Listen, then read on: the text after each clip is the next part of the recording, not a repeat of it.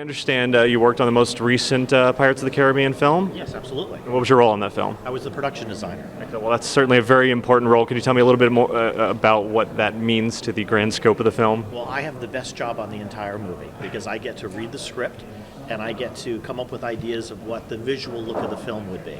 So, for instance, on Pirates of the Caribbean, we had a new ship, we had a new boat, Blackbeard's.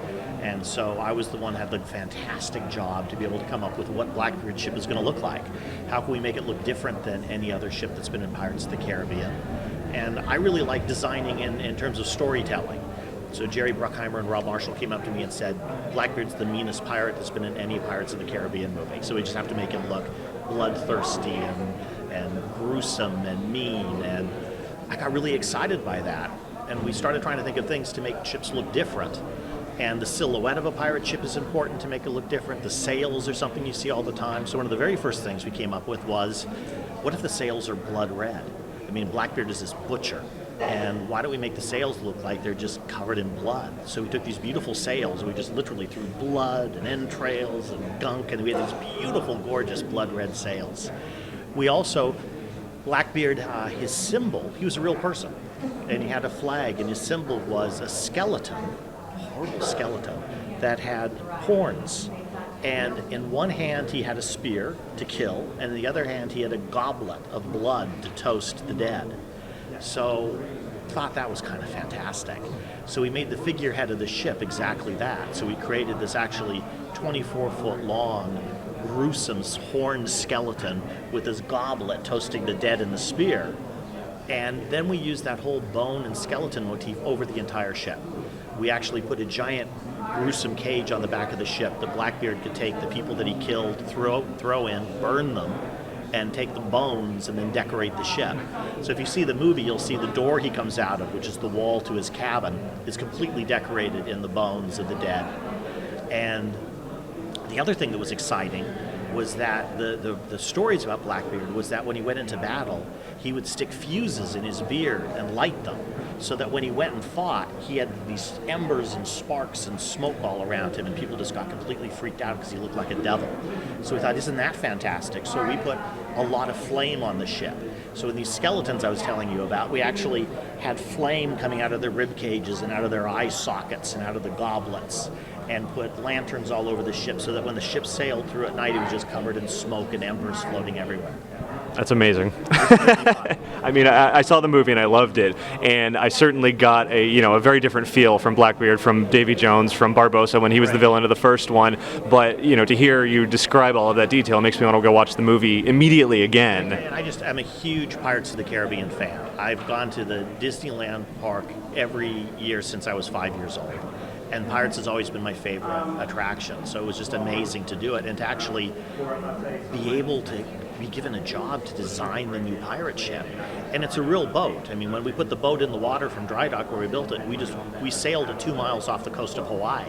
So suddenly you're out in the middle of the ocean on this fantastic pirate ship. Hopefully not randomly launching flames out of the front of it. Well, we did randomly launch a few flames, yeah. Yeah. The new film is very different from the previous three. A lot of people were talking about smaller budget, smaller cast, and I still felt the movie felt like a great pirate adventure without kind of the complexity of the second and third one. How did working with the director and Jerry Bruckheimer, in having perhaps a smaller budget, affect your ability to design for the film? We still had a fantastic time, and it was all about storytelling. And it absolutely, when I came on the project, Rob Marshall, who I'd worked with before, Jerry Bruckheimer, who I hadn't worked with before, but turns out to be fantastic, and just was a pleasure to work, and Johnny Depp, the three of them really said, we want to go back to a more story-driven, non-visual effects extravaganza, simpler story. So it was something that the three creative heads really wanted to do, and I think it was a great idea. I mean, Johnny Depp is just the most talented actor out there. And he was able to develop the character a little more. Yeah. And he's fantastic. I mean, he's funny, and I think he had a good time doing it, being able to spend a little more time with characters. What a great group of actors. Right. I mean, if you have Johnny Depp and you've got Jeffrey Rush, you've got Ian McShane, you've got Penelope Cruz, and all the other people I'm missing, it's just a really great group of actors. So you give them a good story, and you give them good roles, and you put them in these fun costumes and on these big sets, and they just have a blast. Since so much of this film seemed to be practically built, it wasn't all CG like in the last couple, or a lot of it was, certainly characters and that sort of thing. Were there any particular challenges where you're designing something and you have limitations in the physical world, or was it just build everything that you wanted? Well, no. We actually there's always huge budgetary concerns on every movie. We had one tricky thing that happened on us, is that we kind of went officially 3D just before we started shooting. Oh wow. So we didn't go officially 3D 6 months before we started. I don't remember exactly. It felt like a few weeks before. Right. And our visual effects supervisor, who's a lovely guy, said, I have to warn everybody that these 3D effects take 3 times as long. And we had what has to be the shortest post-production in history. We stopped filming just a day or two before Thanksgiving, so the end of November. And the film was released in May 20th. So it was like a 5-month post-production, and on a big pirate movie. Very well, the previous films had to have had, at least a year of post-production.